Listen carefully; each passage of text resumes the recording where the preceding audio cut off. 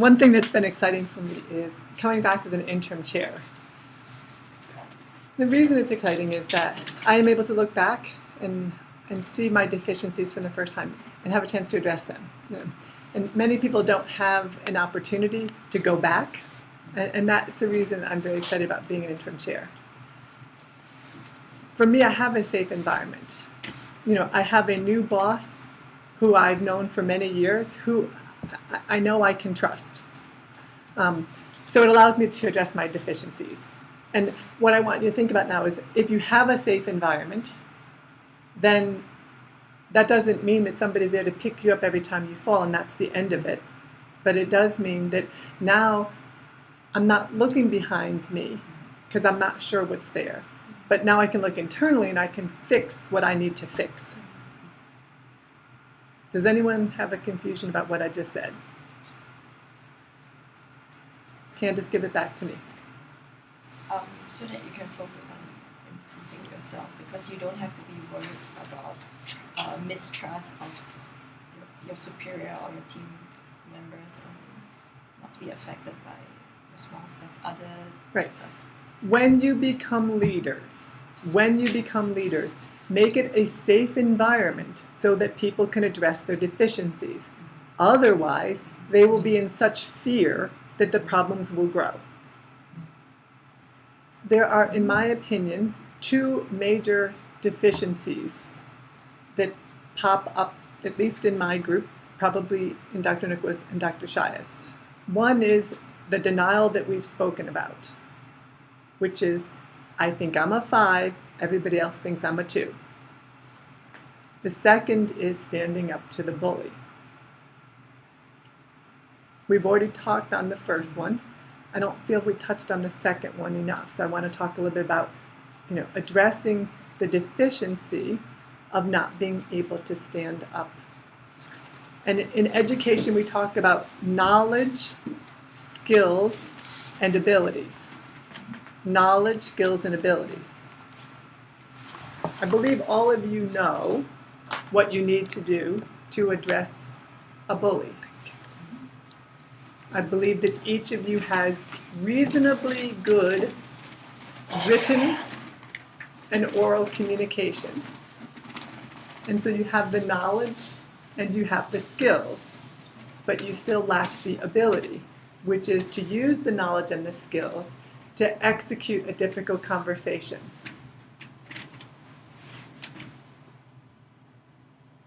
How comfortable are you telling Joe or Cal or Ebenezer or Andanette when they're not stepping up? I'm comfortable to do that. Ebenezer, when was the last time Abdullah came to you and said that you weren't stepping up? Yes, I got come to you and said that. Cal, when was the last time Abdullah came to you and told you to step up? He's never come. Joe? Andanette? Through emails. No. So we go back to the first one. In this case, the evidence suggests that you're living in denial. I have a question. Maybe he didn't have to say that. Right, why didn't he have to? Because he knows that I'll do it for him. I'm sorry, but none of you are perfect by any means, nor am I.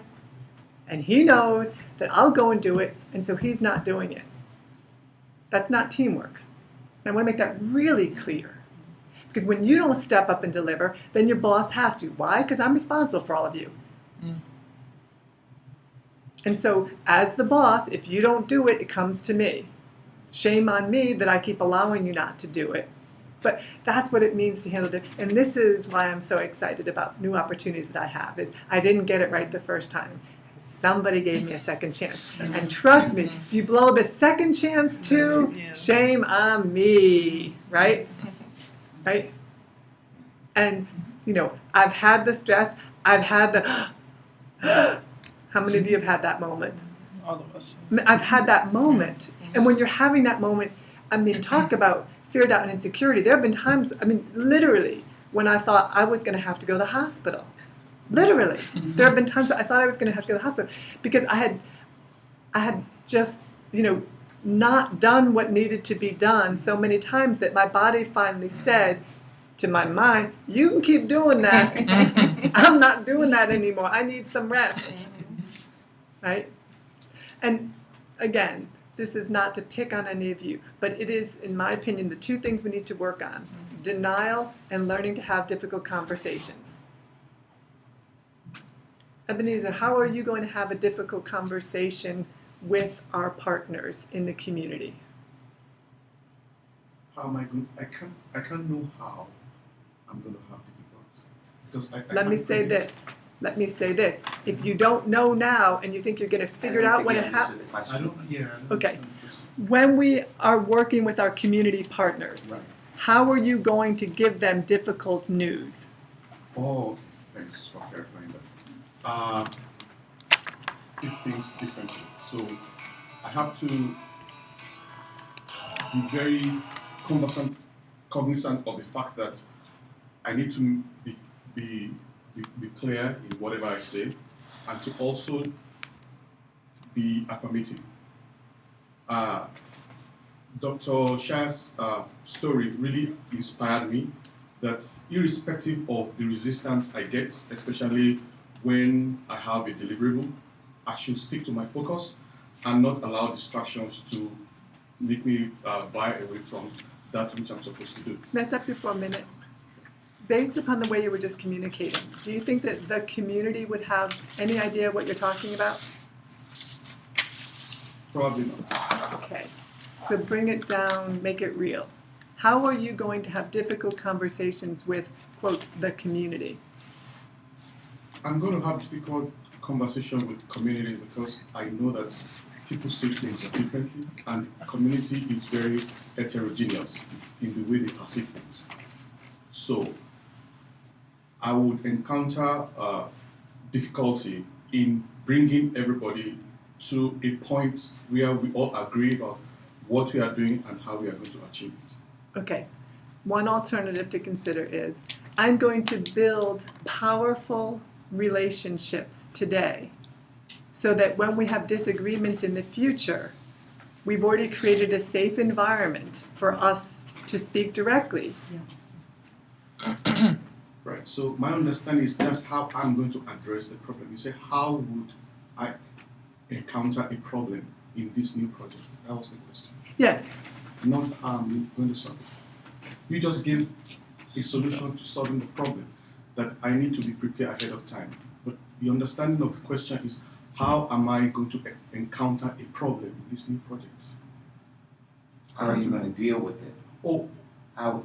so how I'm going to Let me okay. just say this, because he made a very, very crucial and important point. Right.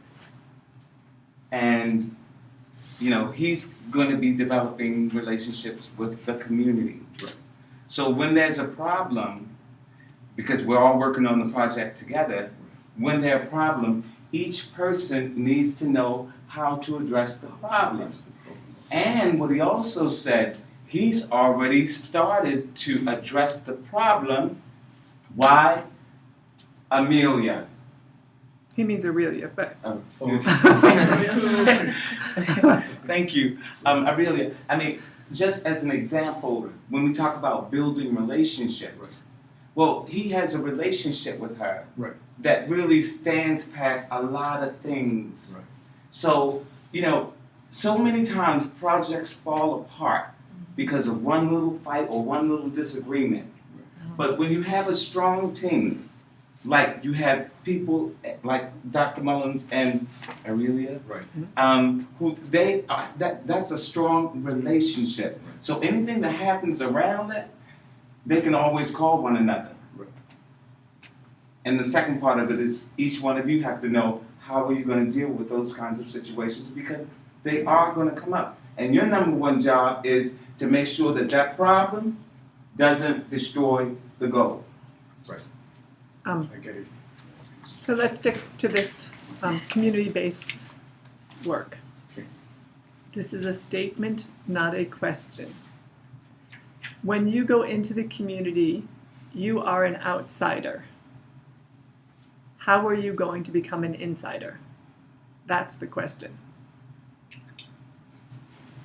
It has to do with my level of comfort. Like if I'm putting out that I'm uncomfortable and I'm I feel like an outsider, then that's the energy that they're going to pick up from me. Is, you know, he obviously doesn't feel like he belongs. Whereas it's something I've struggled with as we've gone out and done the focus groups, and it's slowly. I mean, I even got to carry a baby. Like that's I'm working on it. But yes, but it's versus the first group where I was clearly sitting in my chair going, and it wasn't. But again, by putting out the energy that I'm okay, it's fine. Like we're all people here, and I think that's what I need to work on is not drawing so much attention to the fact that I'm an outsider, and just being comfortable with the situation. Bravo, I think. Yeah. But I just said I wanted to pick. Go ahead. I wanted to piggyback, but go ahead. I think that was a glib answer. I know everybody else thought it was good. I thought it was glib. You gave yourself congratulations, which we all do in an uncomfortable situation. Somebody let me hold their baby, therefore I'm an insider. So, right. I'm never going to be an insider. But I'm going to do whatever is necessary to understand your culture as best that I can so that I can serve you. And Now we're getting there. Now we're getting a little bit closer. I think what's let me be more comfortable is not being judgmental. Yeah, of Just when course. someone is saying something, Yes. I'm agreeing, and, Yes. and even in the back of my mind, I think, whereas at the beginning, I go, oh my God, now I'm going, that's the way it is. Like that's this fact of life for you. Right. Whether or not I like it, don't like it, Right. this is today. First there's knowledge, then there's skills, then there's abilities. Right. So the first knowledge of cultural competence is understanding that we are different. The second is developing the skills necessary for us to work together. But that last one, which is that implementation phase, right, the Dr. Newhouse stuff, Yeah. right, that's the part. And one of the things that I remind people is if you want to be culturally competent, there is a word to remember, and it is humility, right? And I was reminded of this recently when one of my friends was saying that the reason that they liked the new Pope is because he went back to washing feet. And I got it instantly. I'm not sure I would be willing to be, the Pope if I had to do that. And I'm not talking about washing the pretty lady's feet who had just bathed and came in. We can all do that. I think it was the real deal washing of the feet, right?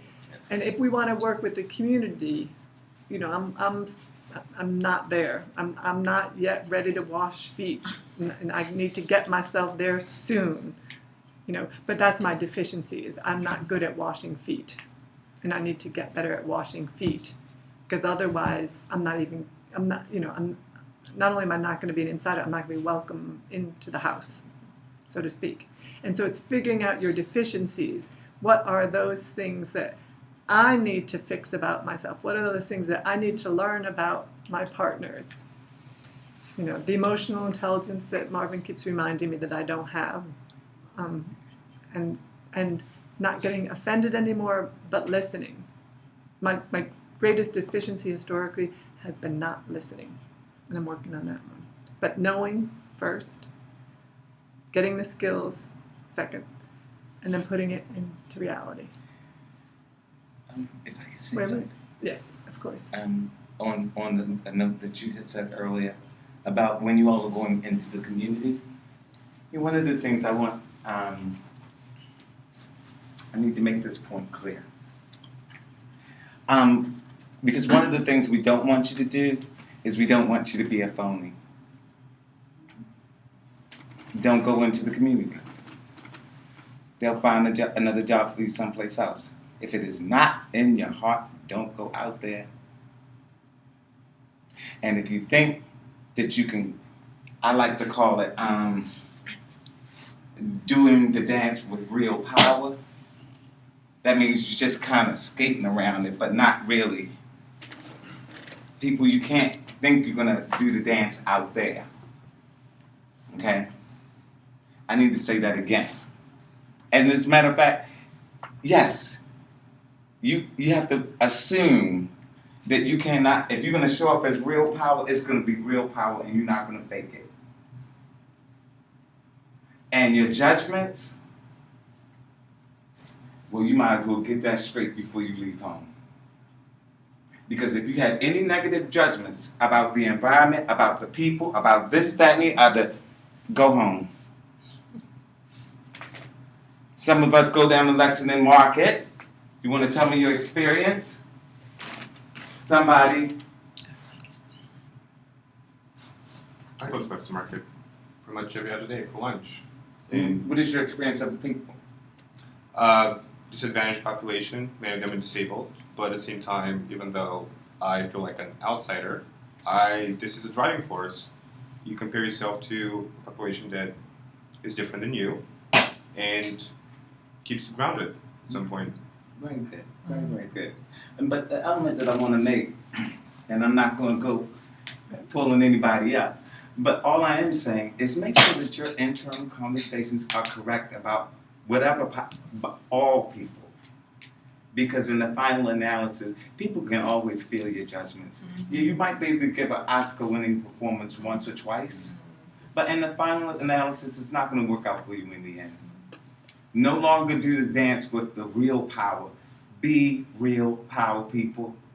And even if you don't quite make it, at least keep moving in the direction. Thank you. I think one of the most inspirational moments for me this year was an informal one-on-one with Cal. I don't remember what he said, but I remember what I heard, which was, I realized I wasn't as good as I thought I was. And I thought, that takes a lot to say. It really takes a lot to say to your boss. And it really takes a lot to say to your boss right before you're about to take a couple of months off. Right? And I thought, wow, that's insight. Now, the reason it's important that I tell it to you that way is we all know he grew the beard and has the guru moment and all. But this was before he left. This was before he left, not when he had time to think about it. So how did you do that? How did you come to the higher realization in the midst of what had to have been one of the most stressful moments because you were getting ready to leave for 2 months and you knew that if you didn't finish what I needed done before you left, I was not going to be happy. So it's not like this was a fun time for him. So how did you figure it out? I don't know those. Well, let me say this to you. The rest of us had to pitch in for a couple months while you were gone. So figure it out because you better share that with everybody else on the team so we can learn from you. And I think that's an expectation, that you really figure that out. And if you have a skill and an ability to teach others, I don't want you keeping it to yourself. And I understand that sitting here today, you're saying, I don't know because I know how you are. You're a very thoughtful person. But I hope you take that on as an assignment to figure it out and teach the rest of us. Because I was very impressed by that. And it would be a shame if you're the only one on the team that has that. Because when you leave the team, then the rest of us won't have that without you training us.